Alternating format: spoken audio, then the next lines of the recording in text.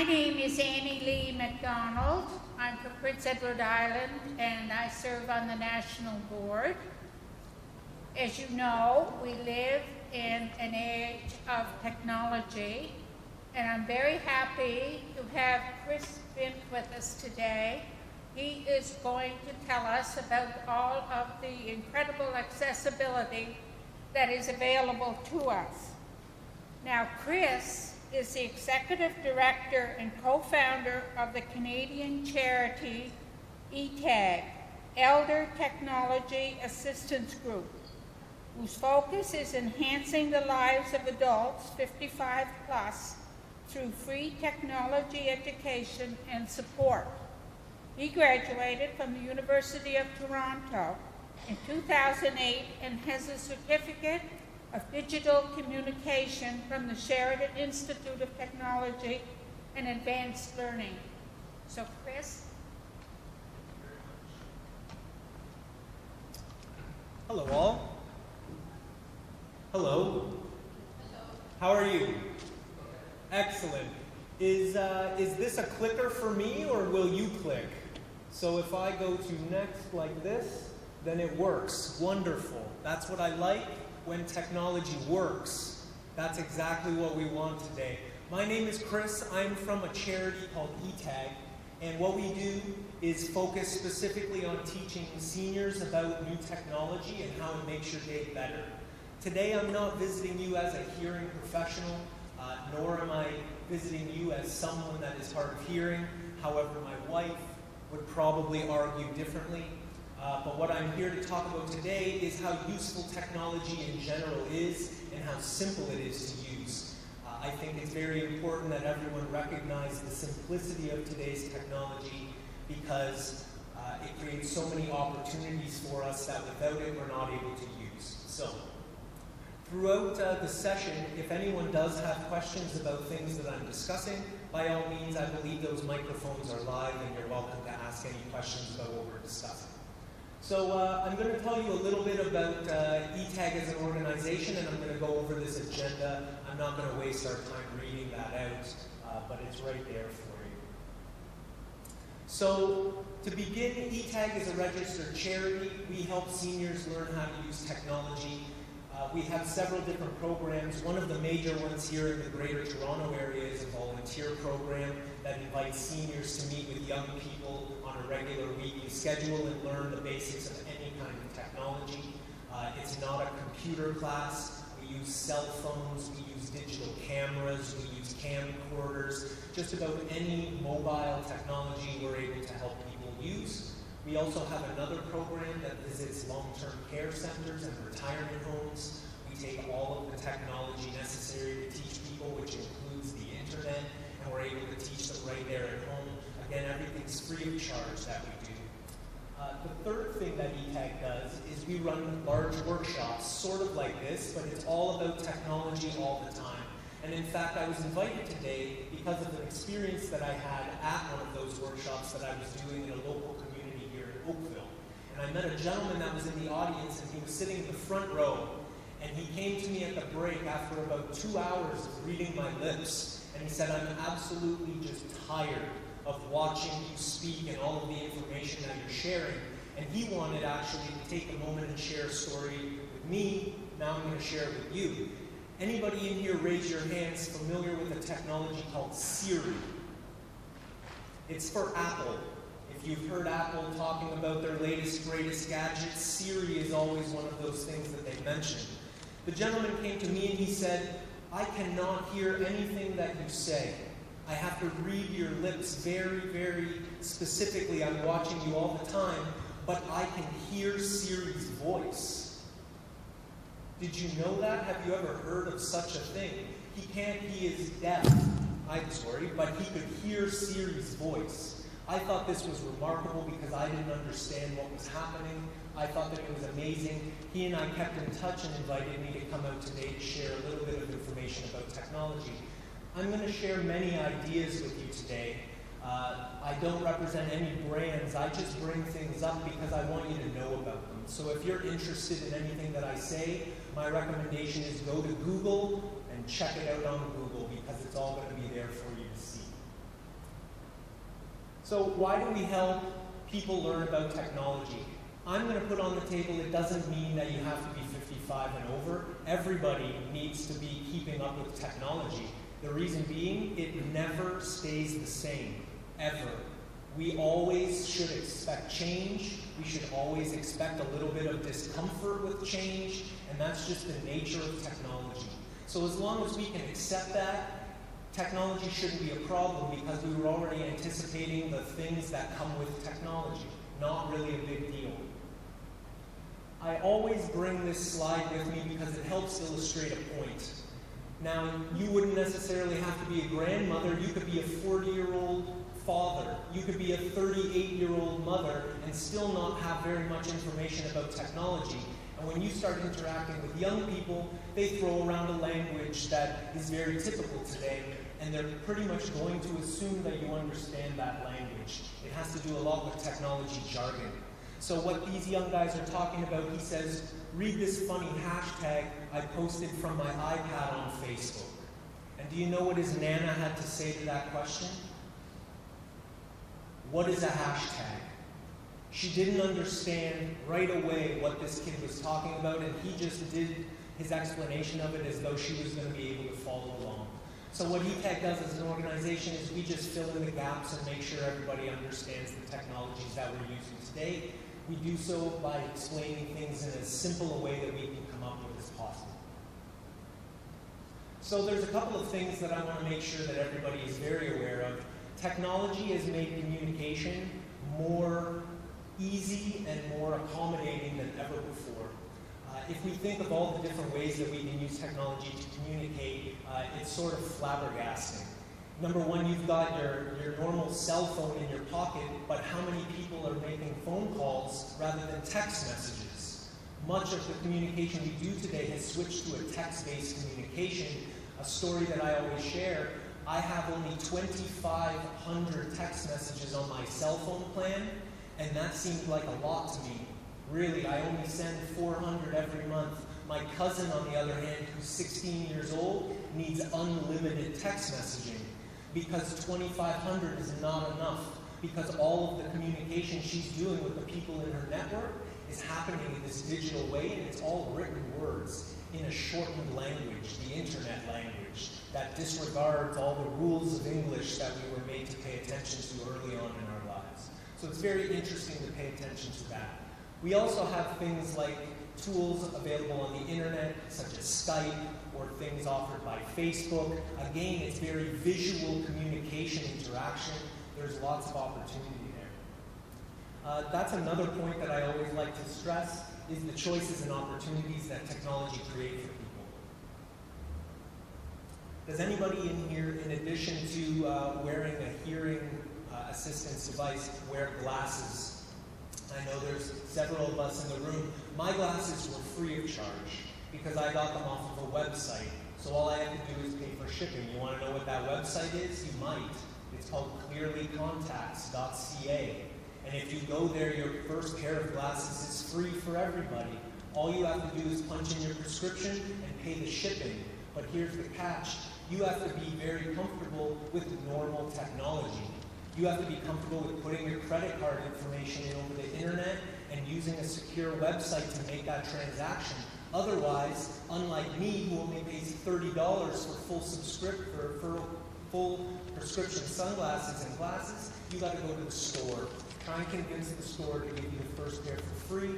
It's probably not going to work. So you need these abilities to use technology to take advantage of the opportunities and choices that we have today. Finally, I want to point out the freedom and the independence that technology creates. I hope I'm painting a picture for you as well. I'm trying to make sure that you understand the importance of what you could be missing if you're not embracing technology to its fullest. Did anybody in the room Google something today? See, how many people think that they're going to Google by maybe the end of the weekend? It's very typical that that's going to be part of your everyday life at this point. In fact, my argument is always, I come from a generation that doesn't wonder about things. I don't have to guess. I can just go on Google and find out whatever it is that I want to know whenever it is that I want to know it, even if it's at 2 o'clock in the morning and I'm wearing my underwear using my tablet in the living room. Whatever I want, that's what I can get, but I have to be comfortable using technology to take advantage of those things. My argument to you is technology is essential. I would say that you can't get away from using it, so you should admit that and then embrace it and get all the benefits that you can out of it. I would probably say as well that not all technology is for everybody, but there is some technology for everybody. You just have to find the things that are best suited for you. So let's get started with my information today about technology in general. I had a lot of focus on the idea that we are talking about hard of hearing and what technologies we wanted to be taking advantage of. Number one, you don't have to use special technologies to benefit from them for hearing assistance. You can use the normal technologies that are available today in a basic way at least to start getting yourself sort of plugged into this idea. How many folks have laptop computers in here? Yes? Excellent. How many people have desktop computers in here? Yes. Are they a beige color? You should throw beige colored computers in the garbage. They are too old. I wouldn't want to use that myself anyway. Laptop computers will definitely outweigh the number of desktop computers we see moving forward, and tablet computers will unquestionably end up outnumbering the number of laptop computers we have. That's just a natural progression of what technology is doing. I'm sure you've probably seen something on the news or maybe on the internet of when we'll be wearing our computers inside of our glasses. And what do you want to bet? There's going to be a hearing technology plugged right into your ear so your calls go straight into your head. It almost seems like we're all in our own little computer sphere. So that technology is already available today. That's not even a new idea. That's something that's very basic, very normal that people are getting used to talking about. How many people in here are familiar with using things like Wi-Fi? Wi-Fi is just about everywhere. Internet over wireless frequency. My cell phone can use it, my laptop can use it, my tablet can use it, and just about everywhere I go in a major city, I can plug into it normally free of charge. If you go to McDonald's, if you go to Tim Hortons or your local coffee shop, they're all giving away free Wi-Fi. The problem is some people don't know how to use free Wi-Fi properly because there's privacy things associated with using public Wi-Fi that I think are very important to know. I'll share some of that information at the end. The idea is simple though. The internet is just about everywhere we go. You can't get away from it, so let's embrace that idea. Yeah, question? You mentioned Wi-Fi. I've been concerned about using Wi-Fi in hotspots like McDonald's, Tim Hortons, Starbucks cafes, that kind of thing, any kind of internet cafes.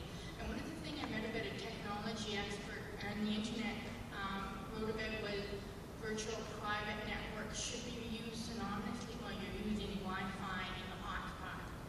I'm trying to figure out where to get a VPN from, for one, and two, can I use the VPN synonymously with my internet security that I use for Kaspersky?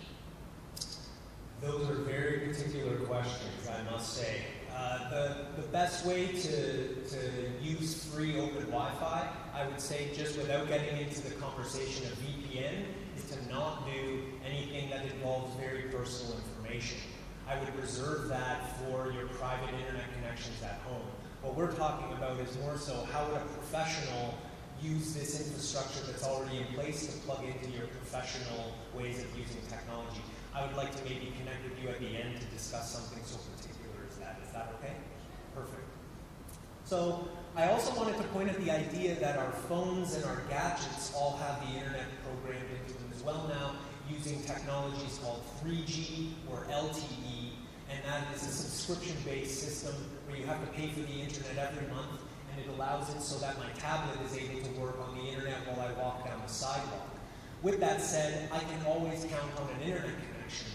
I'm going to get to an example of how that's going to be useful, but I can really count on technology to be able to help me in this way. It all has to do with the internet that we have available. Finally, I wanted to discuss something called Bluetooth.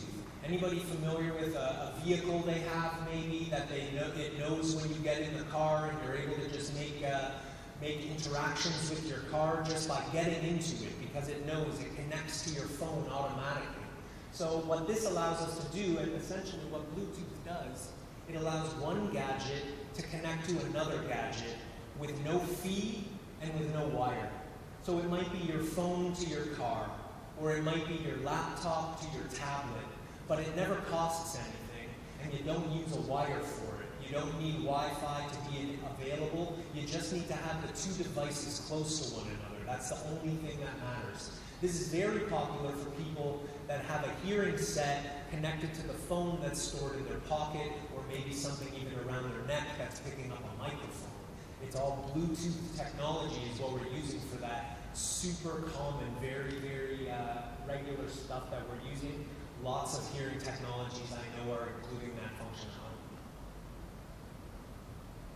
So I've already said this once, but one thing is very clear: the internet is going to be available for us everywhere we go, so we should probably plan on operating in an environment that looks like that. One example is London, Ontario. There's many students in that area, and because of that, they have open, free Wi-Fi for the entire city. So wherever you go, you don't need to go to the coffee shop, you don't need to go to the school, you can just be walking around in the streets, accessing it as long as you're a student. We're going to see that idea roll out more and more and more. We mentioned hotspots. That's how that kind of idea works, perhaps with Bell or with another service provider that's giving you that ability. So the internet is for us everywhere we go. So because of that, we're designing our tools to also go with us everywhere we go. That's why we don't have the desktop computers in the numbers we once did. And instead, we have tiny phones in our pockets and tablets in our handbags. So with that said, lots of the communication that we're doing today is geared towards using the internet instead of traditional ways that we were using, for instance, telephone lines. So let's talk a little bit about that. Now you'll have to excuse me, I'm having a tough time seeing, but what are our good options in terms of the tablets and the touch technologies that we're using? Why do we want to think of these things first? Number one, they're the current technology trend. I probably wouldn't buy a desktop computer now because very soon that's a bad idea. They make the technologies do things, and those older styles of technologies can't keep up with the new way of doing things. So all of the new devices, and I'm going to pull some up on our screen here in a little bit, but they all involve touch screens. So we no longer have to learn controls, and instead we have to learn interactions. So there's no more learning menus and figuring out how to navigate complicated technologies. You just simply touch what you're looking at on the screen. Whatever you want, touch that thing, and that's what you're going to get. Yes, sir, Max. In order to use this system, and you're typing to your friend or whoever, I have very big fingers. So to get each individual thing, and I'm a typist who can use regular typing using the home row, as you're probably familiar with. So with these things, you're only using two thumbs to upgrade. So do I have to learn to type up all over again using two thumbs? Well, what I would say is, in fact, the idea of typing is kind of getting to be an old idea. Because, for instance, when I write my emails, I take advantage of something called dictation.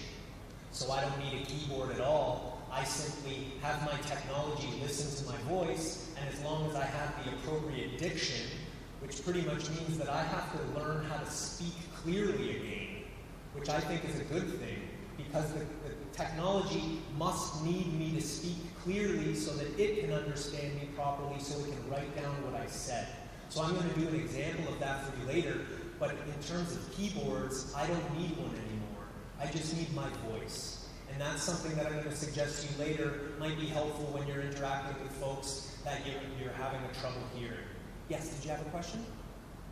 More of a comment, not a question. Okay, great. Because all of us, I'm sure, have speech problems.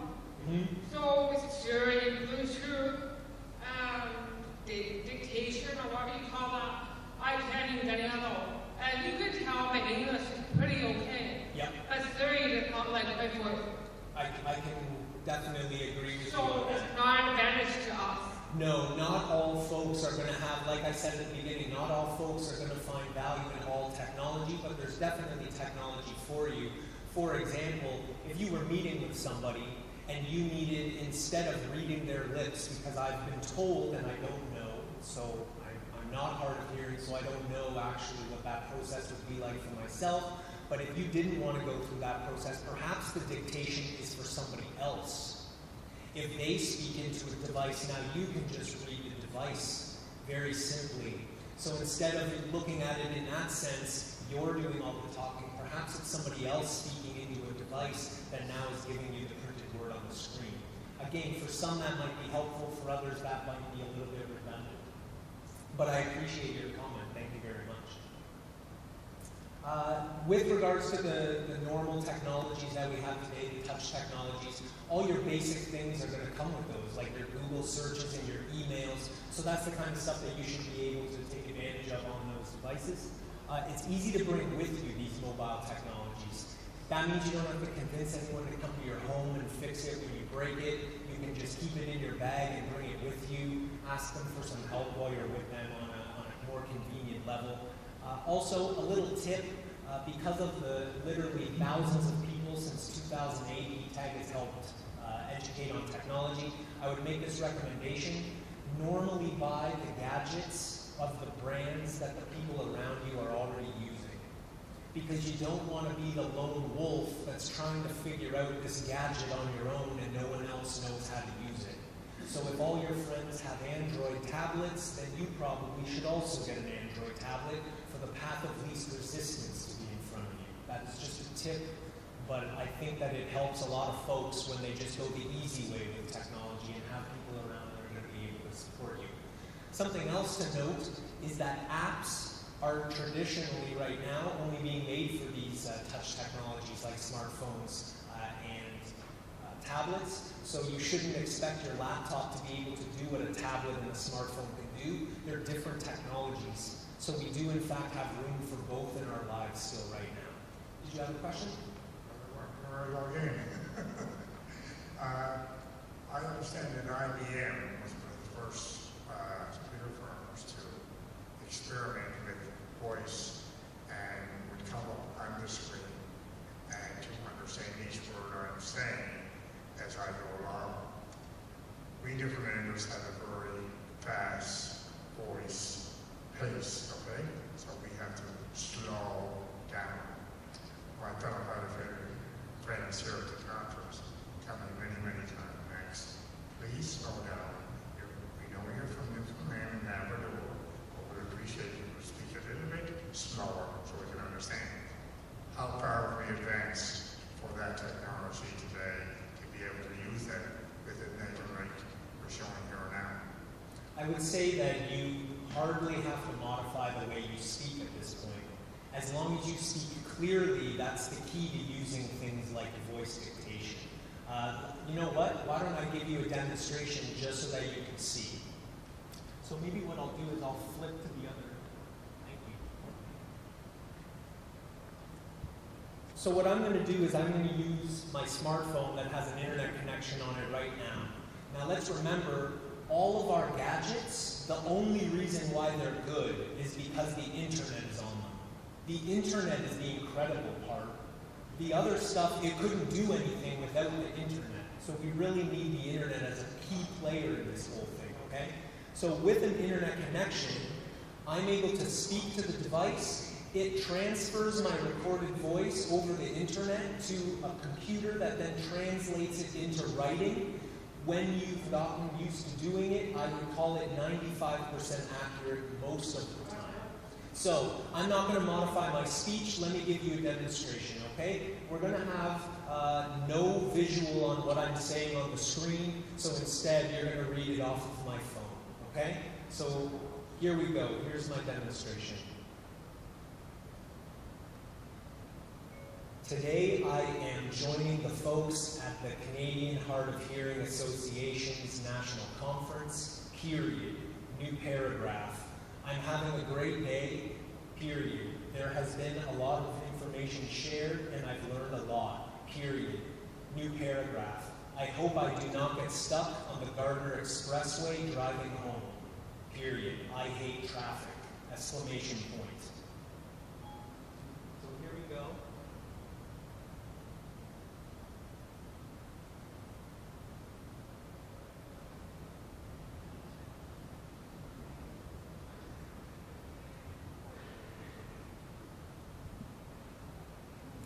So as you can see, with like very, very little effort, this is normal technology now. I didn't have to change the way I speak in terms of my speed. What I did focus on was being clear in my speech. And I focus on diction. That's what I've been told I'm supposed to focus on when being clear in my speech. So that's all that I have to focus on. It will also learn you over time. Okay? So if you do say something a certain way every time, it will eventually learn how to interpret what you've said. Okay? So once I've corrected it, and let me give you an example. I have a friend, and oh, thank you for switching the screen back. I have a friend, and her name is Arthy. And you spell that name A-A-R-T-H-Y. And for a week, every time I would say Arthy's name, it would think Art-T or Art-T or something along those lines, but I would manually correct it myself. And after a while of me doing that, it learned I got to start interpreting this a little more properly because he keeps having to change this too many times. And then it got the correct spelling moving forward, but I had to give it time. And this actually came from the session right before. Have realistic expectations of your technology. It doesn't just work like that with no flaw. It has to work with you. You have to work with it. You have to give it some time to get used to who you are, and it'll treat you like an individual because of that. It's a great experience. I really like it. Yes, question? I love the program that you're talking about. It's excellent, excellent. The only concern I have with it, and I just like your feedback on it, the way we talk today is not grammatically correct. So when you're writing, the way we write is different from the way we talk. Does the program that you're speaking about, speech to text, say you're using this program to write a letter to somebody, for example, does it make any grammatical corrections? Does it point it out? Does it have that capability? No. The fast answer is no. And in fact, I try and not give it any emotional input. I try and not have raising of my voice and influx in my words at the beginning and ends of sentences. I'm very droll, I guess you could say, very just mundane, very plain voice because it doesn't interpret things like that. It doesn't have that understanding just yet, nor does it have the ability to correct our language. All it's doing is it's writing down what we said to the best of its ability. Later, and probably not very long down the road, you will see it start to make suggestions as to the corrections that you might want. For right now, it would only be maybe a spelling mistake. But it wouldn't spell a word wrong. It would probably underline a name that it didn't recognize being in a dictionary. So then, this type of form of communication technology should be used for more casual situations rather than for like professional writing, report making, that sort of thing? I mean, it depends. That's an interesting question because it's more of a professional-based question. I constantly write my emails through voice dictation. So I would say I'm an advocate for using this. I just learn how to write a different way because I'm speaking my writing instead of physically writing it down. So maybe that influences the way that the writing sounds by the end of it because it's more of like, what did I have to say about that thing rather than what did I have to write about it? But it does work. I would say I write blog entries and put articles on the internet using this technique, and I write my normal correspondence with my family and friends and my professional contacts, all using voice dictation. You will notice, however, punctuation has to be vocalized. That's something that's important to know about dictation. You have to fully control with your voice all of the keys that you would have pressed with a keyboard. So you don't have an exclamation point button, I have to say exclamation point. Or I would have to say open quotation, close quotation, if I wanted to actually quote another piece of work in my writing. So we have to just get used to speaking to technology. Really, that's what we're doing, and it's getting used to listening to us, which I think is kind of a neat dynamic to have with it. So I think I'm going to push ahead.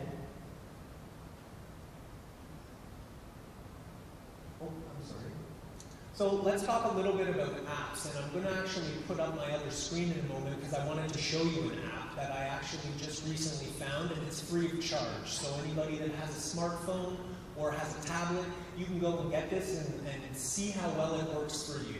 It has to do with hearing amplification. So what an app does is a certain thing. Apps are all focused on trying to accomplish a goal for you. So maybe it's a camera and it just takes pictures. Or maybe it's email and it just helps you correspond via email. Or maybe it's going to be Facebook and all it does is help you go to Facebook. But they're very narrow in scope, what an app is trying to accomplish, okay? So the app that I'm going to show you is actually on my smartphone. And I'm going to switch over, thank you very much.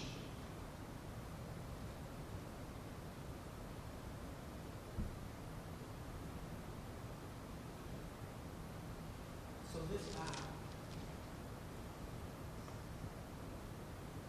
this app is called Hear You Now, okay? And what it does is it uses the earbud headphones or your normal headphones, even if they're this big. You plug those in, which is what it's saying. It cannot find them right now because I don't have any headphones plugged in, so that's why I see this. What it's doing is it's able to amplify the sound that the microphone built in is picking up. So if I was wearing earbuds and I just had my phone on the desk, I could turn up the volume of my left ear or my right ear. I could change it depending on who I am and what I need. I could do both. That's really all that it does. But it's a pure amplification device. I don't need a special device. I'm just using a normal device that everyone would have. My idea is our normal devices can be assistive technologies. We don't need special assistive technologies. We've already got very helpful functionality built right into the normal stuff, so we could just be using normal run-of-the-mill technologies, which I think is great. So you'll notice, and if I could flip that screen back one more time, yes?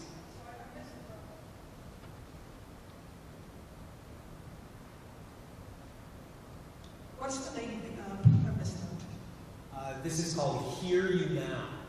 That's what this app is called. You can download it on the iPhone or on the Android. So it's Hear You Now. Hear You Now, yes. And you'll notice what it's doing. It's got that meter at the top. So that's the microphone.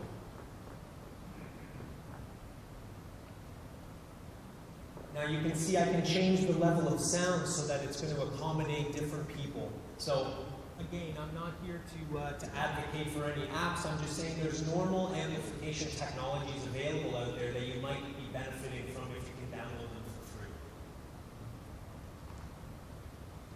So with regards to voice dictation, I already did a quick demo of that.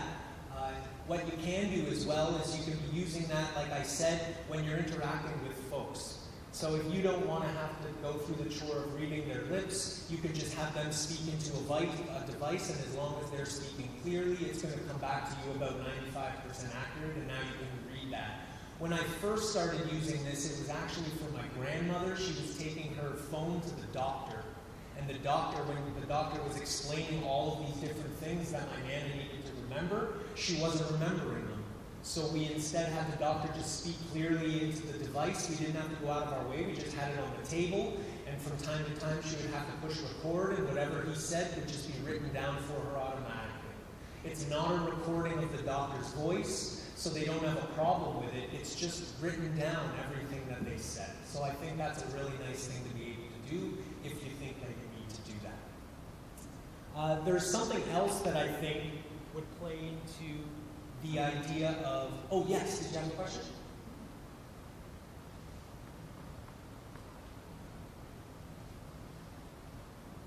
Did you, I was following that conversation and I thought that you were implying that she was capturing, your grandmother was capturing the doctor's words in a recorded device so that she could play it back to her family members. So the agenda in my brain was moving forward, not really listening until you just said it was not a recorded device and that the phone was actually changing spoken word into text.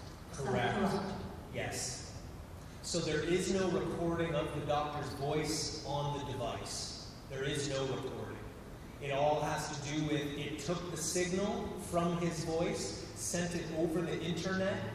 Using the internet, it translated it into written words and then put only the written words on the device. And now you can refer to that whenever you want. You can read it all day long. And how accurate is that? As long as the doctor is clear in their speech, it's very accurate. Very accurate. Yeah. Can you name that app, please? You know what? That's just a normal app. That's just a dictation that's built into any normal smartphone now. So all that I was using for my demonstration was the typical Notes app. Every smartphone is going to come with an app that's just there for you to make little notes in. So I just opened the Notes app, and instead of using the keyboard, I can push a little picture of a microphone, and it starts to record the voice so that it can send it over the internet and then write it all down. Yeah, nothing special. That's what I'm saying. You could just use these normal run-of-the-mill devices, and they're so enabling because they can do such incredible things. Yes? On the Hear You Now app that you're talking about, would that cover a certain level of hearing loss? A certain level, I would say, yes. It wouldn't be a clinical level tool. Maybe moderate, unaware Maybe. of how far it can go? Yes. Yes, I don't know how far it could go. What I could tell you is the microphone is very good quality in smartphones. That's the other thing. So you don't have to go out and buy a specialty device with this high-tech microphone, because the one that's put in these standard phones is very high-tech already, very accurate. So for example, I'm a musician, and actually I'm a pretend musician. I'm not a very good musician at all. But when I'm with my band, I put this in the recording room, and it can pick up 4 instruments all at one time with great recording ability. Previous technologies would have required several microphones for something like that. So the fact of the matter is the quality of the microphone is top-notch. Okay? No problem. So the other thing that I wanted to talk about was this idea that technology is trying to help us make things more efficient, make things a little easier to do. One of those things that it can do very well is predicting your next move, okay? So what I'm going to do, and this is more so helpful for somebody that's going to take advantage of not using voice dictation. So maybe that's you. Maybe instead you're more somebody that was going to do some typing. So you could do this on any device. For this one, for demonstration purposes, I'm just going to use an Android phone this time. So if I can switch my screen back, my friend.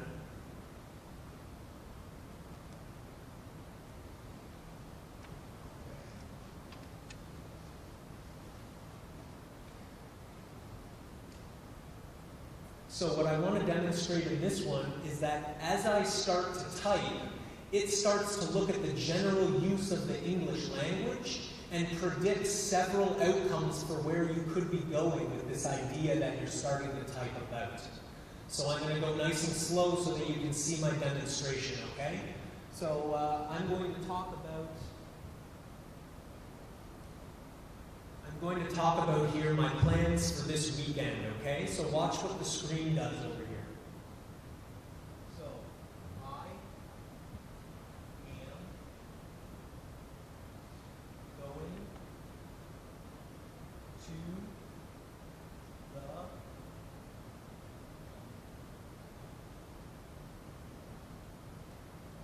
see how it does that? So I've only had to type only one word. It guessed every word up until that point, and I just had to select the word that I wanted to push. When I wanted the word to input, I just touched it. It already guessed it. Then when I started to type the word cottage, I got to C-O-T, and then it said he must be talking about cottage. So then cottage shows up on my screen.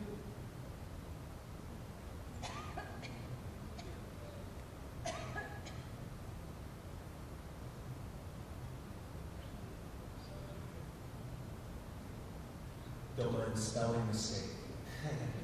So where I was going with this idea is we're not even spending as much time typing anymore.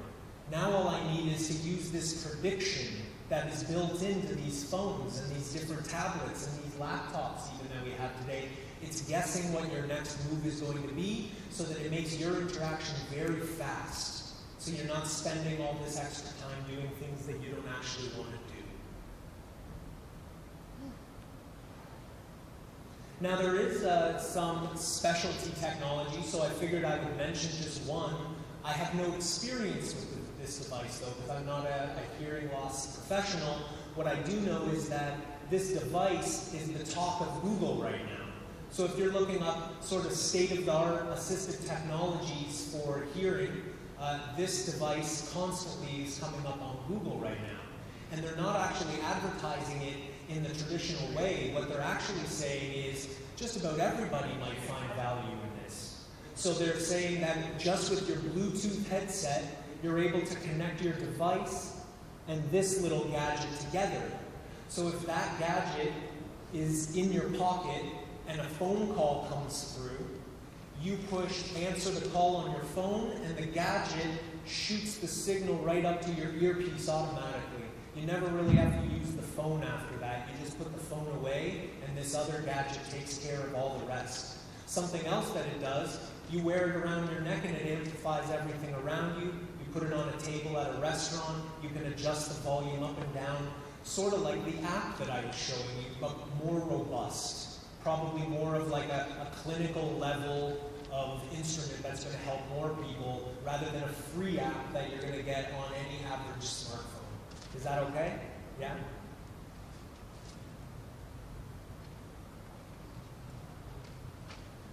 So there's a couple of things that I wanted to sort of note just to help people that wanted to go home and start using technology. Maybe they weren't comfortable using technology. I do hope that some folks are finding value in what we're sharing today. When you're using online banking, online transactions, any sort of commerce on the internet, exchanging of money, you have to make sure that you're using a secure website. And that is indicated when you see that it says HTTPS in the address bar.